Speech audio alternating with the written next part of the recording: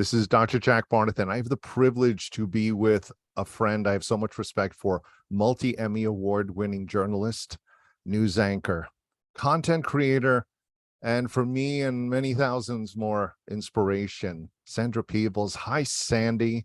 Hello, what a beautiful introduction. I I'm like, am I practiced. really all those things? Yes, you indeed are, and much, much more. Sandy and I have had, whenever we have conversations, there's meat on the bones. It's so great. And we were having a conversation about how intrigue is really one of the new powers of this age, even mystique. And that in an age where there's a lot of people who are a little too open and they share too damn much, to have that ability to understand intrigue. Sandy, if you could share your thoughts on that. Well, my thoughts on intrigue.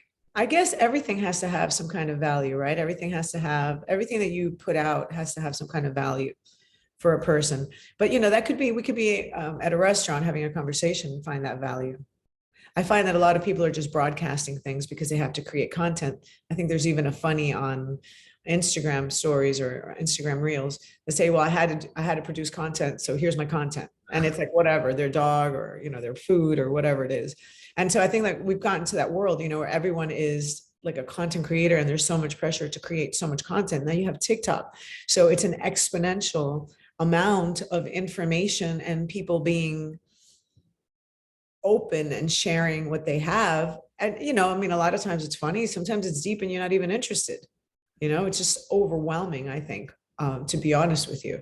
So, but there are people that do attract my attention, of course. There's people I follow, but then, they don't necessarily keep it either. So I just think that we're bombarded with so much, content, information, advice, how to make spaghetti, how to put on your makeup, how to have a relationship, how to, lose 10 pounds, how to work out, how to be a mom. It's a little bit too much. And I'm a news person, traditional news person, a television news anchor. And I find that in my industry, we're doing the same thing. We're telling you and we're giving you advice. And I'm sure that anybody that's listening to this, if you watch your local news, because we all do it, this is the way the industry works. We start with a gimmick or a trick or a way of doing things, and then you see everybody else doing it. So I've been seeing it also in, American stations on Good Morning America, where they're giving you advice and tips on how to. Advice and recommendations, I call it. Advice and recommendations. But then I drink tea. And so tea wisdom, in the little bag, how it has a tea wisdom. Yes. It says, people don't like to get advice, much less the people that need it. True. So what are we doing? Yeah. I think you're killing yourself. There's so much. I think it's exciting when that there is, we have access to so much information, or I can find out how to repair something very quickly, or a recipe, and we have access. But I think the people who attract us the most are the ones who you get that feeling they've earned that place.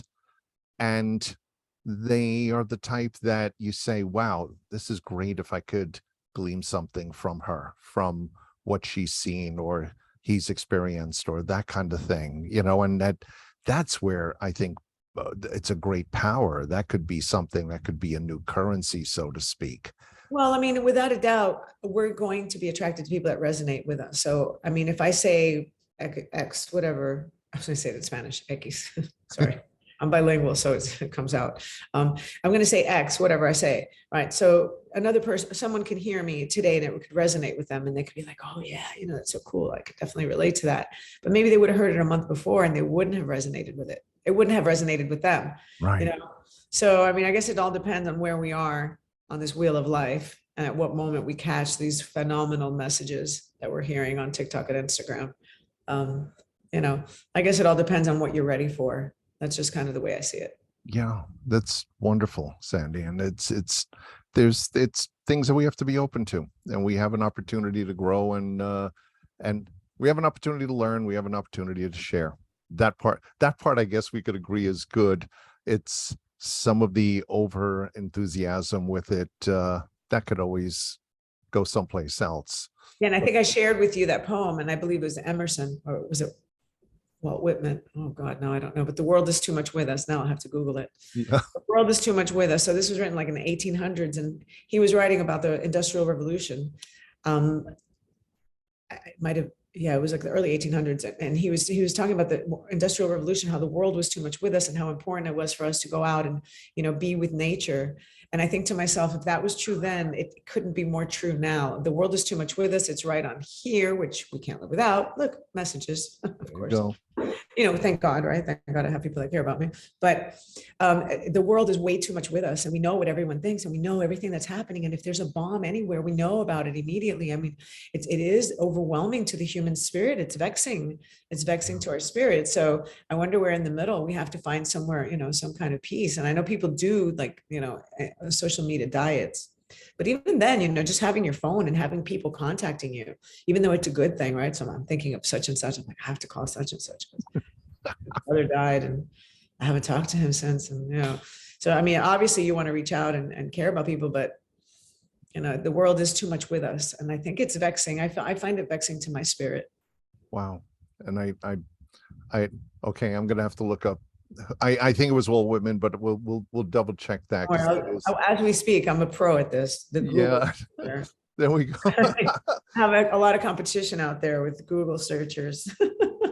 One of the biggest trends in fitness is something called forest bathing that started in Japan, and it's basically going out into grass, green, and absorbing, if you will. And there's now so many studies that, you know, we pay a fortune for a little bottle of essential oils, but if you go take a walk in the right woods, you're getting all of it and even more.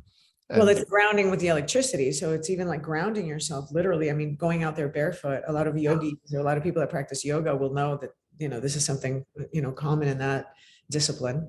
And yeah, grounding yourself, literally, the electricity, you know, something I find so interesting, you want to talk about intrigue and mystique, is this whole idea that we have to connect, right? I always say, to that other world, everything that's living, everything that is electrified. Like I say, like we're a Tesla. Mm-hmm. So everything that is electric, which our central nervous system is, it moves my hands and it allows me to move my legs. It's my electricity. I need to recharge that battery when I go to sleep.